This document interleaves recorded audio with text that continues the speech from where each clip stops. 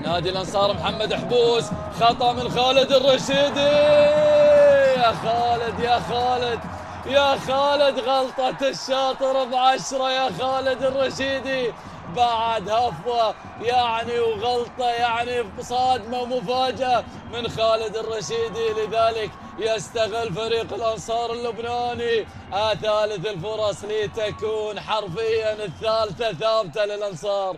شوف الإعادة، لا والله أن الغلطة كانت من المهدي بالرحمة، ظلمتك يا خالد يا الرشيدي. لذلك المدافع المغربي اللي يعني يستمر في ارتكاب الأخطاء، الحديث عن خطأ كان موجود في يعني أحد مباريات دوري زين، والآن عفوة من المهدي بالرحمة يستغلها لاعب ومهاجم فريق الأنصار اللبناني. الحديث عن الجزائري هشام خلف الله اللي يفتتح التسجيل بشكل مفاجئ بشكل صادم. منه 20 دقيقة، 10 دقائق أولى كانت لبنانية، لكن العشرة الثانية كويتاوية. والآن هجمة نادي الكويت بحثا عن الهدف، يا دحام.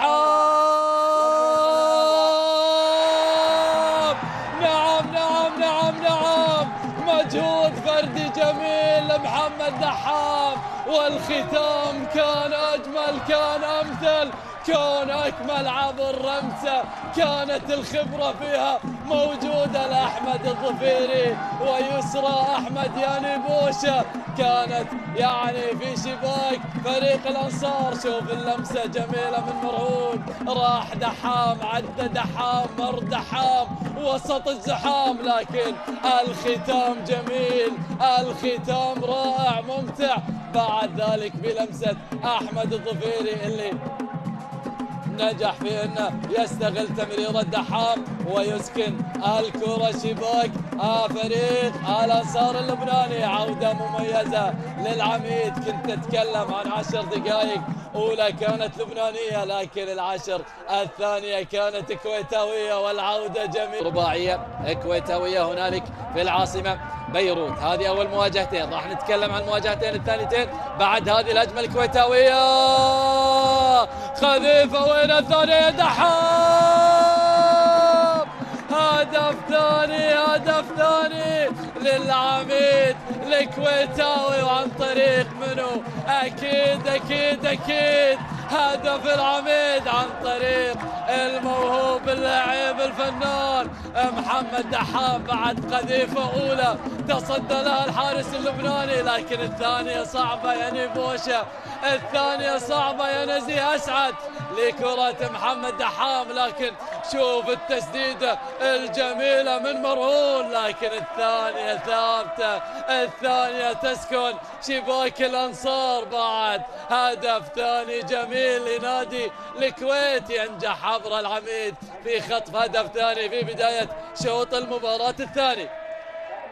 أي بداية مميزة للعميد، أي بداية مميزة لشوط المباراة الثاني لنادي الكويت اللي ينجح عن طريق الموهوب الفنان محمد دحاسي. واحدة نعم في الدقيقة 51 ينجح عبر محمد دحام من تسجيل ثاني الأهداف لنادي الكويت. بداية مميزة وردة فعل يعني كبيرة لنادي الكويت، أكيد اللي يبحث عن هدف ثالث. ليش لا ليش لا ليش لا ليش لا ليش لا؟ الله الله الله الله، حدثني عن اللوحة الكويتاوية الأجمل. أي كورة، أي لمسة، أي تيكي تاكا كانت حاضرة في هذه اللقطة. كورة كويتاوية لكن بنكهة برازيلية. الله الله الله، هدف ثالث هو الأجمل، هدف ثالث كانت فيه اللمسات والكرة. أكيد يا عادل عقله يستاهلون التصفيق يا نيبوشة. شوف شوف شوف ما مداهم يسنترون. بعد ذلك انطلاقة من عموري والكرة لدحام اللي قال هاك يا يوسف، خذها يا يوسف. العموري من عموري لدحام ومن دحام ليوسف. جملة كويتاوية جميلة ولوحة من وحي الخيال، لوحة في منتهى الجمال. ينجح عبر نادي الكويت من تسجيل هدف كويتاوي ثاني. وين كان هذا الأداء في شوط المباراة الأول؟ بالعقل والله بالعقل.